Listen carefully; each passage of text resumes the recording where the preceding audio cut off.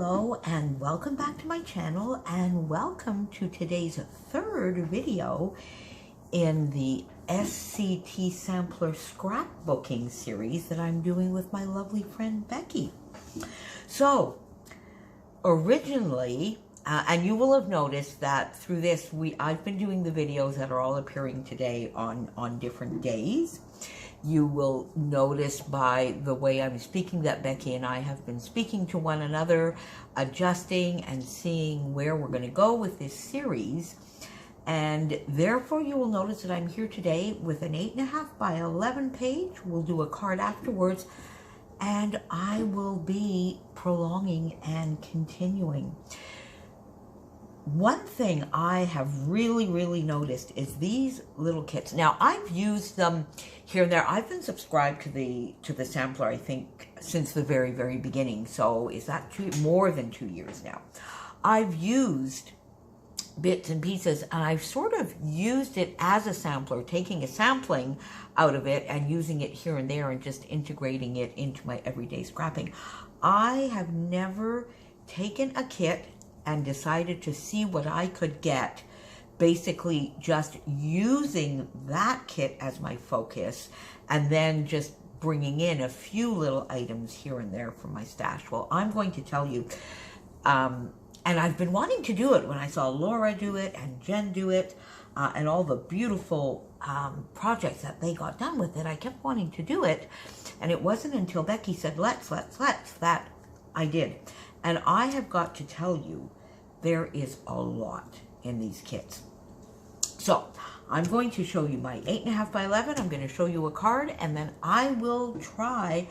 I'm basically going to try and do this series every Tuesday. Right now with the current May kit. If by the time I'm done with this kit, the June kit has not arrived, I'm going to go back. For instance, the March kit, I did not use at all.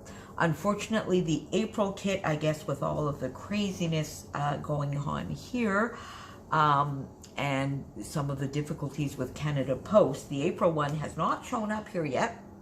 At this point, I'm not expecting it ever will, but I will go back to the March kit if the June kit has not arrived, and I am going to try and do this every Tuesday. Becky will be joining me as much as possible. One thing is for sure, we will be doing, when the kits arrive, we'll be doing an unboxing and a 12 by 12 for sure.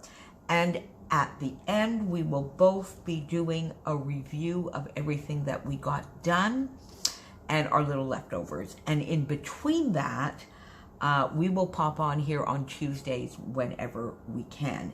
And if there's anything specific you would like to see us try and do with the kits, please leave me a comment below, because once I've done a few layouts, I'm definitely up for cards and bookmarks and embellishments. I want to try and do a whole spectrum of things with these kit and make it a sampling of projects that goes with this awesome sampler. So today's 8.5 by 11 page will go into my Amsterdam album, and I think as of recording this I have one more page to do, so I'll be doing that full album share soon. All of the paper here except for this little frame is of course from the kit. So that is what I started with, and I guess I was sort of still in a little bit of that blocky mood from the 12 by 12. So I took some of the 6 by 6 papers.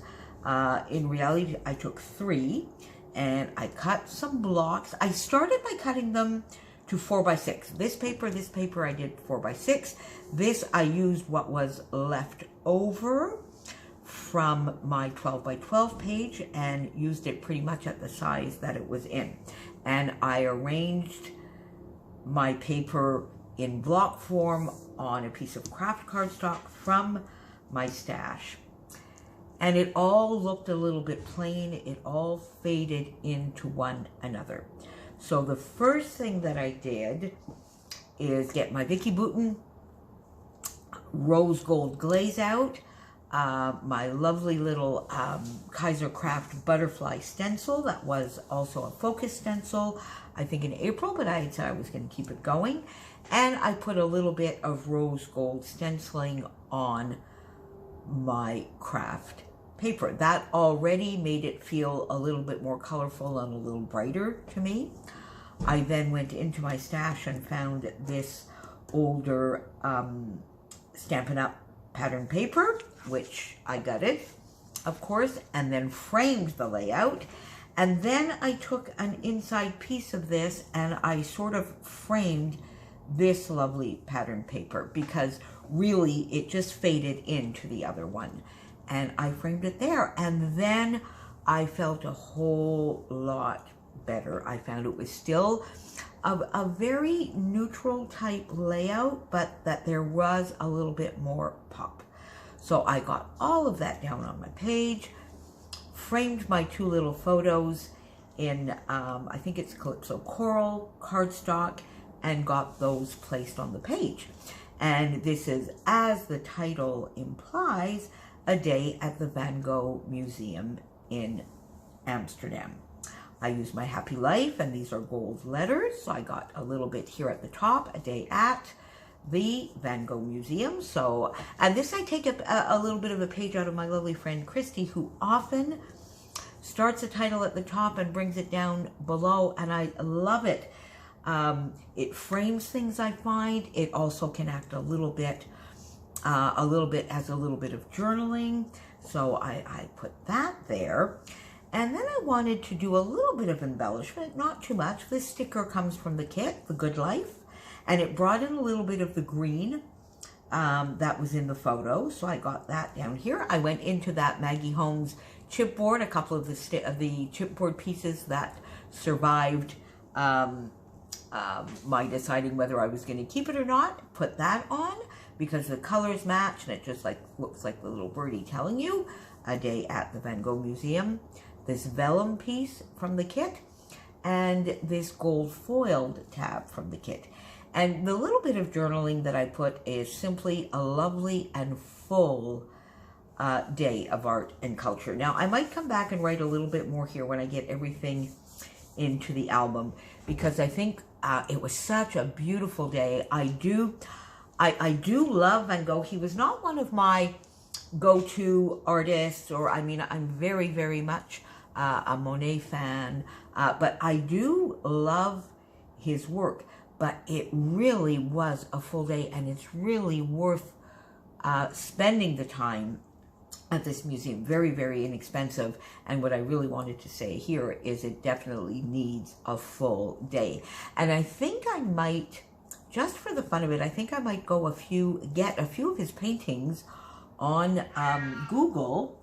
And there's Chopin saying hello, and maybe do a little bit of a companion page to give a little bit more information about Van Gogh. So that is my 8.5 by 11.